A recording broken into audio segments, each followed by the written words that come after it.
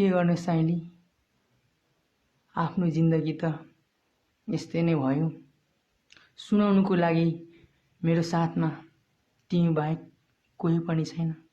त्यसकारण म तिमीलाई दिल खोलेर सुनाइरहेको छु र तिमी पनि दिल खोलेर सुनिदेऊ है त साइली।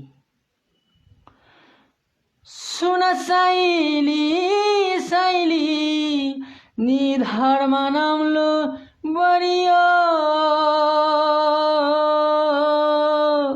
भावीको खेलमा पढियो।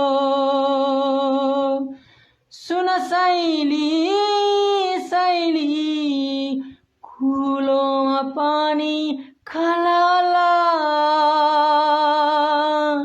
गाउँघरको तस्बिर झलाला।